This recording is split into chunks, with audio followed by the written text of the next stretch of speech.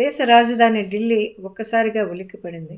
సమయం 6:55 ఎర్రకోట metro station దగ్గర I-20 కారులో బ్లాస్ట్ జరిగింది.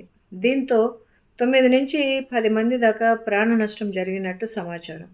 ఒక్కసారి కారులో భారీ శబ్దము పేలటంతో పక్కనున్న వాహనాలు కూడా మంటలు అంటుకున్నాయి. 7 ఫైర్ ఇంజన్లు ఘటనా స్థలానికి చేరుకొని మంటలు ఆర్పే కార్యక్రమంలో ఉన్నాయి. అయితే గాయపడిన వారిని హాస్పిటల్లో తరలించారు. సహాయక చర్యలు కొనసాగుతున్నాయి. పేలుడు ధాటికి 8-10 వాహనాల దాకా పూర్తిగా ధ్వంసమైనట్టు సమాచారం. ఢిల్లీ పోలీసులు క్లూస్ టీము సమాచారము ప్రకారము ఘటనా స్థలానికి చేరుకొని దర్యాప్తు కొనసాగిస్తూ ఉన్నారు. మరోవైపు దర్యాప్తు కొనసాగుతున్న సమయంలో రంగంలోనికి దిగిన బాంబు స్క్వాడ్ ఆ క్షణంలో ఆ ప్రాంతంలో ఏం జరిగింది, ఎలా జరిగింది, దీనికి సంబంధించిన విషయాలను తనిఖీలు నిర్వహిస్తూ ఉన్నారు. పేలుడు అక్కడున్న వాతావరణం మొత్తానికి భీకరమైన పరిస్థితిని తలపిస్తూ ఉంది.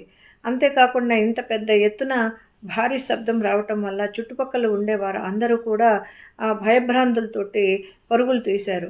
అంతేకాకుండా పెద్ద ఎత్తున ఇన్వెస్టిగేషన్ జాతీయ దర్యాప్తు టీము NIA అండ్ NSG టీములు కూడా ఇవి కూడా ఈ ఘటనా స్థలం పైన ఈ సంఘటన పైన విచారణ కొనసాగిస్తున్నారు.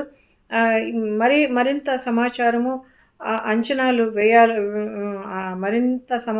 అంచనాలు వేస్తూ ఉన్నారు.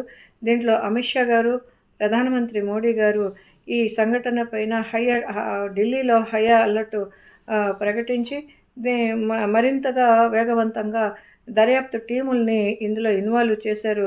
మరిన్ని విషయాలు తెలియాల్సి ఉంది. ఇలాంటి సంఘటనలు జరగటం అనేది చాలా దురదృష్టకరమైన విషయం.